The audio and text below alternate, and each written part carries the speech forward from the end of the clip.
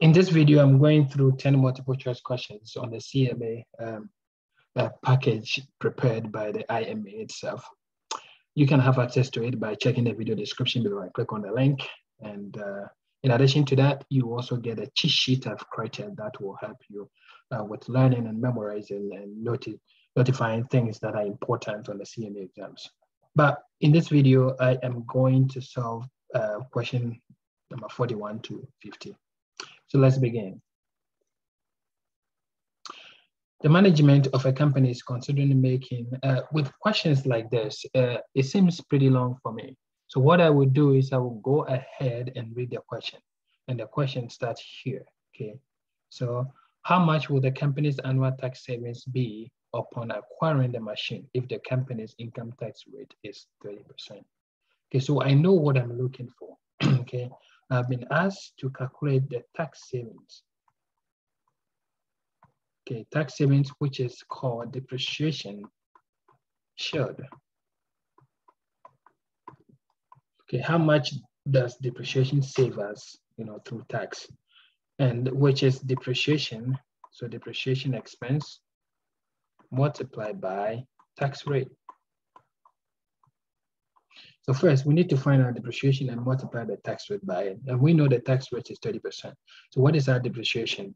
So I'm going to go here and look for acquire a machine for 600,000. So we acquired a machine for 600,000 for equipment. So a machine has a useful life of 5 years, okay? Salvage value is irrelevant in this question. So what is important here is the 600,000 divided by 5 years. So we're going to have depreciation is 600,000 divided by 5, which is has a depreciation of 120,000. And we multiply that by the tax rate of 0.3, which is the 30%, and that gives us 36,000. So the correct answer is A, 36,000 tax savings. This question on the decision-making, investment decision-making is one of my favorite because it is always straightforward, or they are always straightforward. Okay. So let's go to question number 42.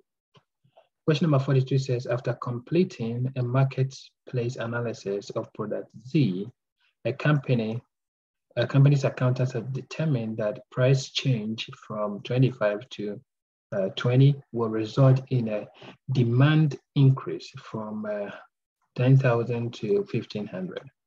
Based on the information provided, what is the price elasticity of demand for product Z using the midpoint? Okay, so now you have to know the midpoint formula. If you want to know the formulas in one place, check the video description below and you will receive a cheat sheet document with formulas and most important things. Okay, so price elasticity, what's the formula? Let's do P. The formula is change in Q divided by change in P.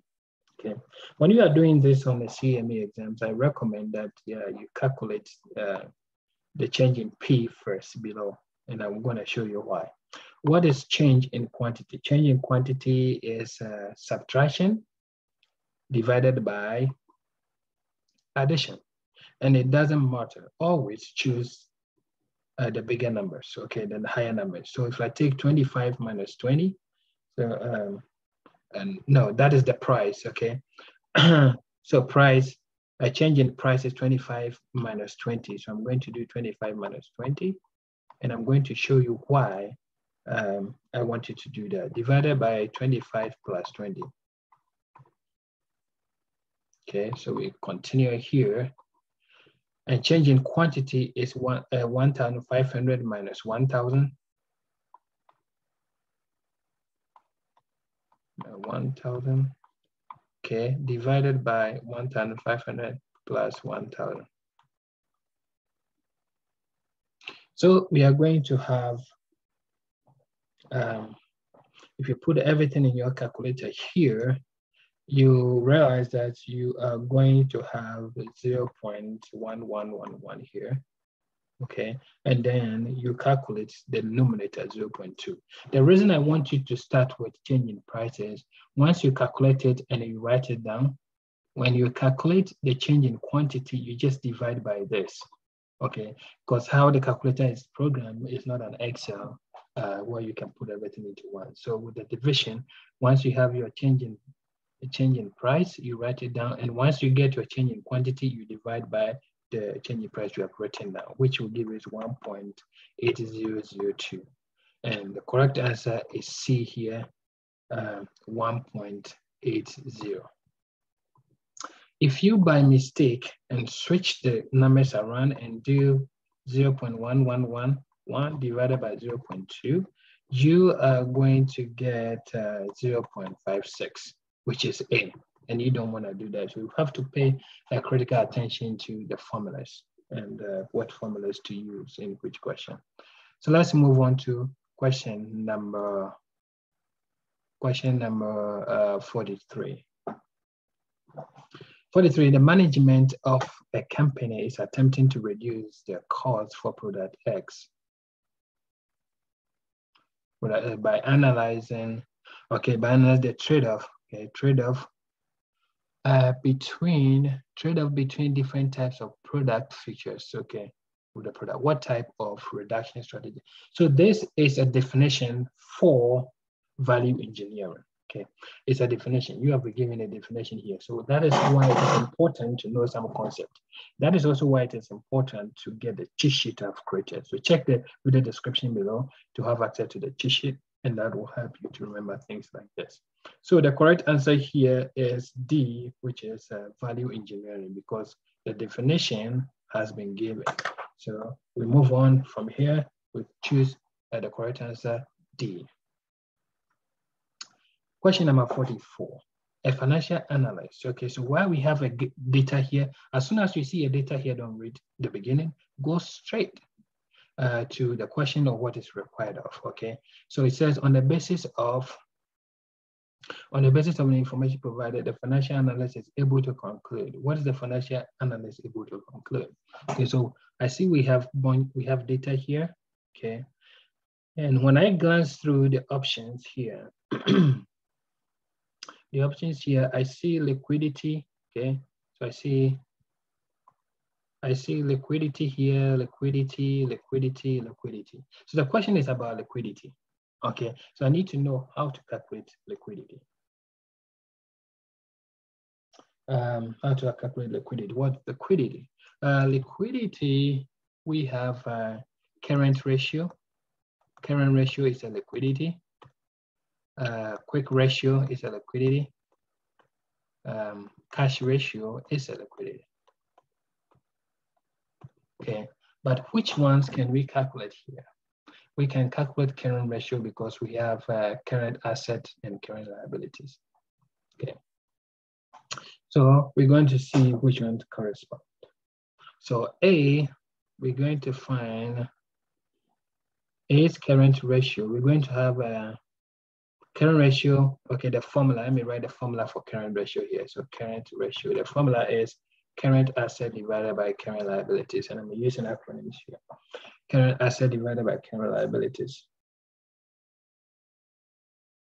So A, if we have, let me calculate this one here. Current asset 500 divided by 445.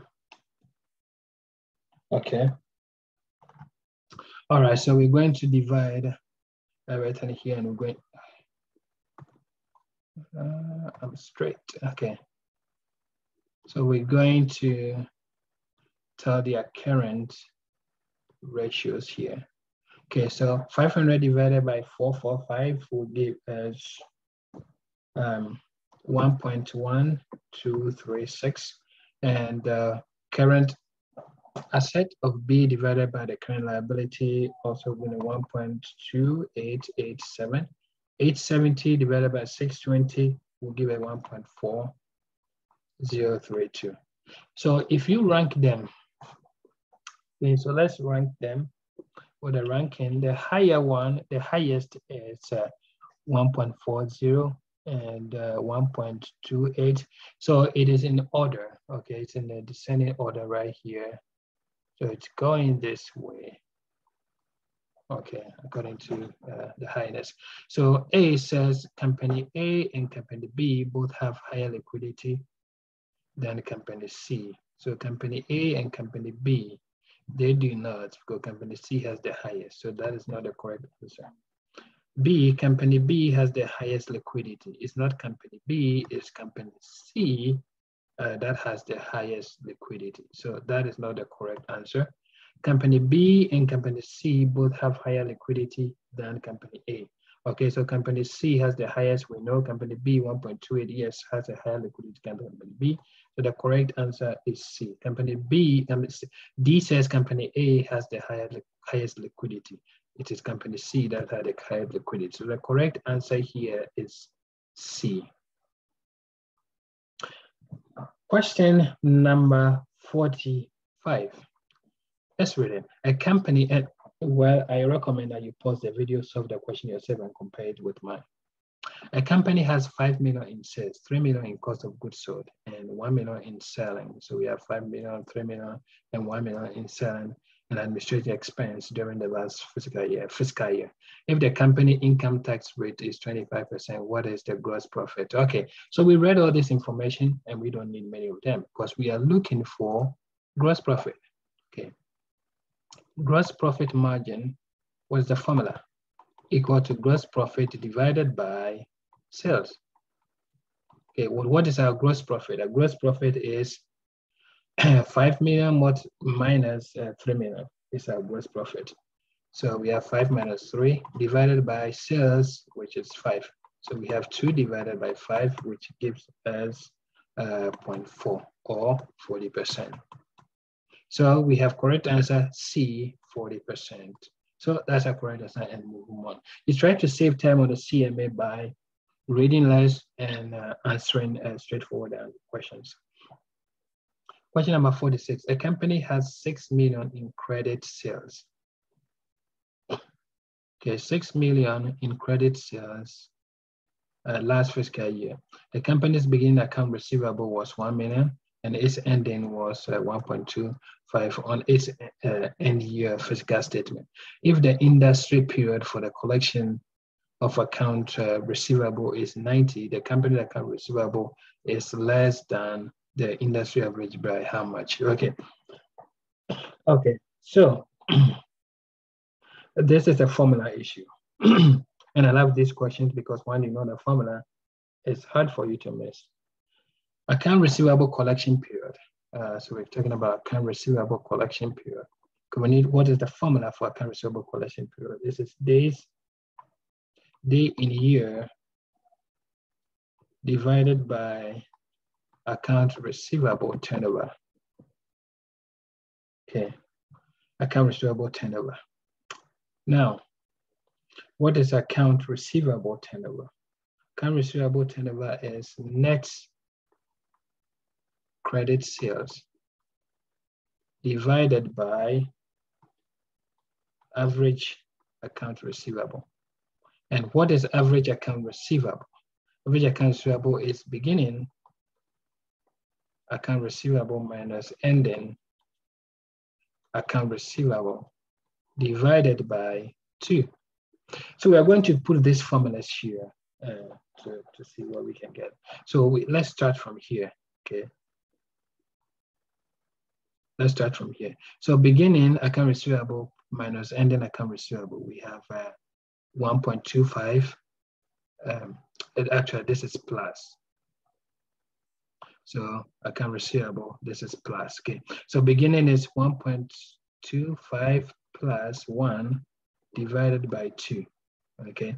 So we take that answer to use it as a denominator for the average account receivable. And dividing that, taking 1.25, 2.25 divided by 2 gives us 1.125. So 1.125 as average account receivable. And then our net credit sales is what I didn't highlight, so that is 6 million. So we have 6 million here. So we divide that and take the answer we get to the denominator for account receivable turnover. And that is 5.333, okay. Days in a year, you can choose 360 or 365, okay, whichever you choose. Okay, so this is what we are going to use. This is what we are going to use to get us the answer. Okay, so the answer, if you use 360, you will find yourself having 68.44 days. And if you use 365, you will have 67.50. But that is not the correct answer. It's asking how much less. Okay, the industry has 90. So if you do the less, you are going to have this as 22.5 or 21.56. Okay, and the closest answer here is A. Okay, either 22 or 22.5.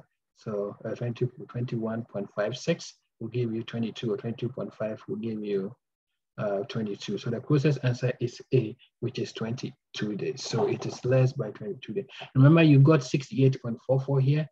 If you are not careful, you would have chosen the D, but that is not what it's asking. It's asking for how much less and not how much days in account receivable turnover. So we are going to choose the correct answer is A, 22 days. Now, question number 47. Two companies have identical return on asset. Company X, so return on asset is a keyword here. Company X purchased most of its asset many years ago when prices were relatively low. So prices were low. Company Y purchased its asset in recent years when prices were relatively high. All right. Both companies have identical debt levels and record their assets at historical cost. The return on asset is mostly likely. All right. So we have company X and company Y. So what is return on asset? Part A, return on assets is net income divided by average total asset. Okay, now let's look at company X. What is the impact? Company X, the net income is going to stay the same, assuming they are all the same, but the average, okay, average total asset is going to have a low average total asset because the price for the asset years ago was low. So we're going to have a lower one here, lower average asset.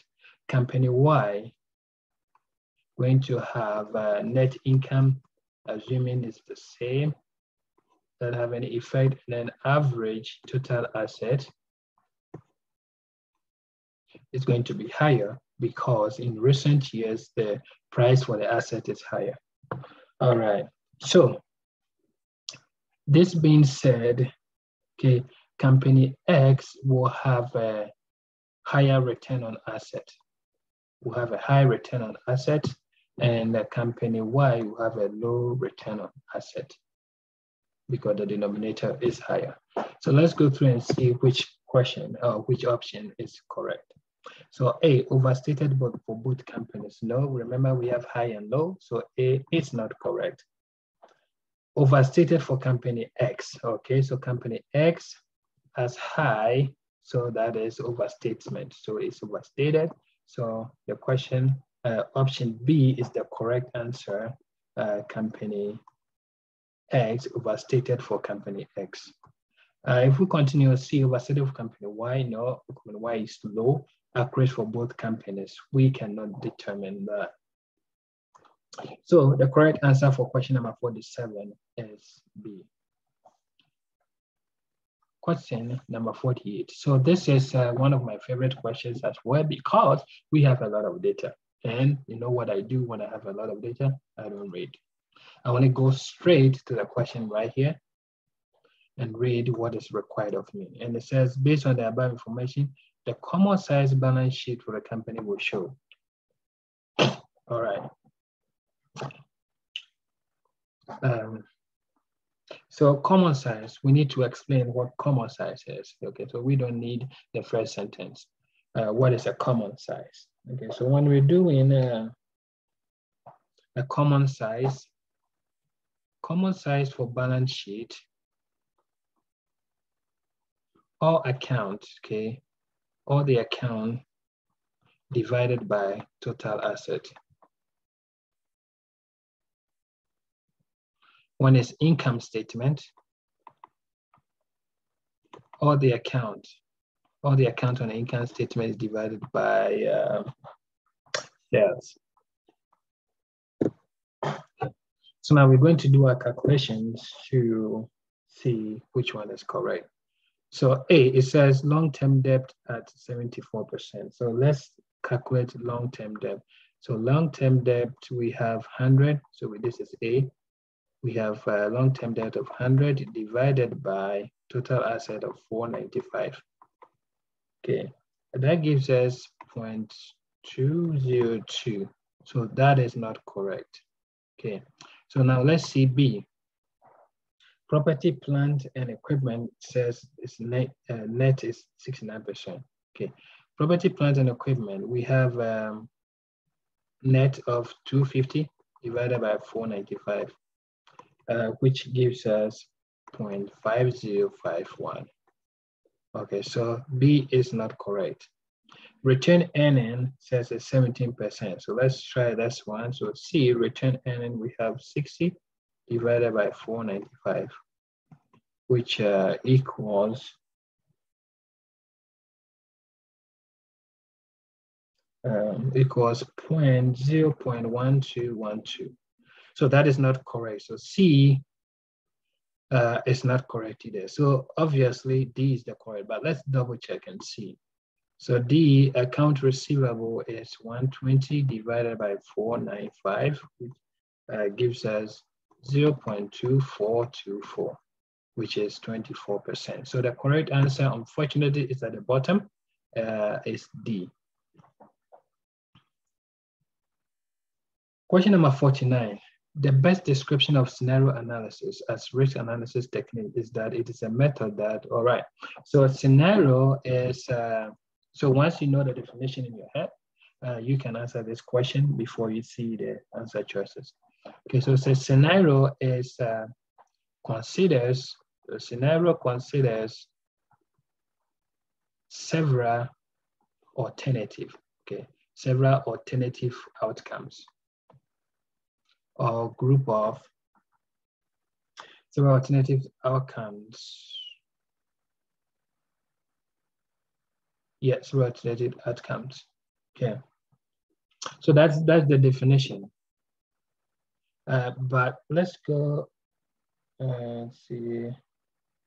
Yeah, we are solving. I just missed track of what we are solving. So we're solving question number 49. Yes, scenario analysis. So let's go to question. I mean the answer choices and see. Changes a key variable to assess the impact. That looked like a sensitivity analysis. So this is the definition for sensitivity. Okay.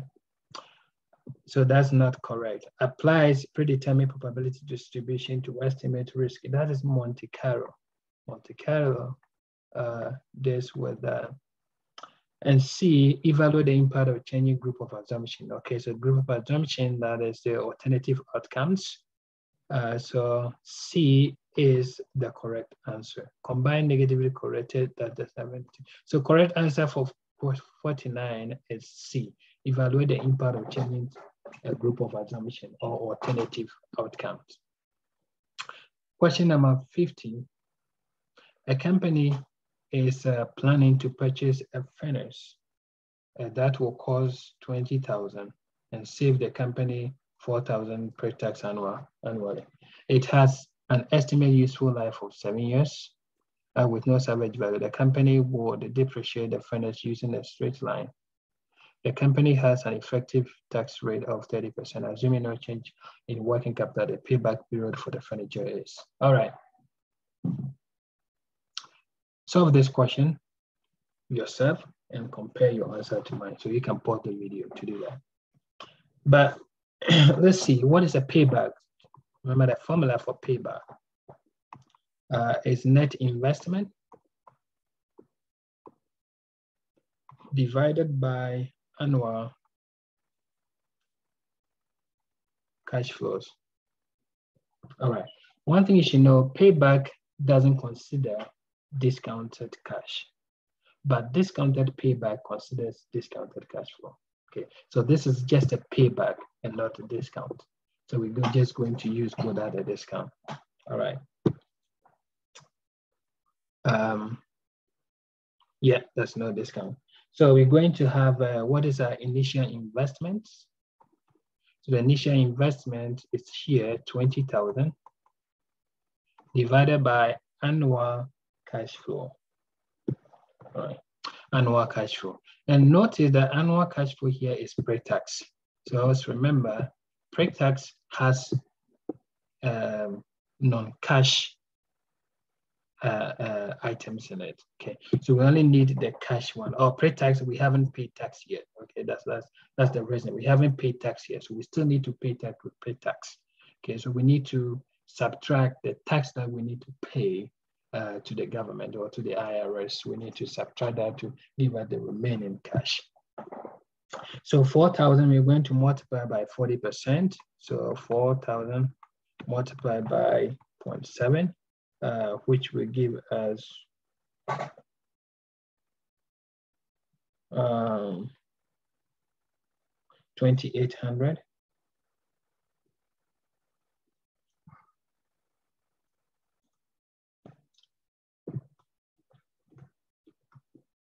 Okay, so that's cash flow pre-tax. Okay, so we have the 2,800, but remember something. Remember depreciation. You have depreciation line here. Remember depreciation is a tax savings. Okay, depreciation saves us some money. So what is our depreciation? Depreciation is 20,000 divided by 7 years. So we're going to have 20,000 divided by 7 years. And then we multiply that by 0.3, which is the tax savings. So if you take 20,000 divided by 7 and multiply by 0.3, will give you 857.1429. Okay, so you add these two together and we have 3,657.1429. So we will take that and put it here as a denominator. So 3,657.1429 will give us divided by that, we'll have 20,000 divided by 3,000 and will give us 5.468.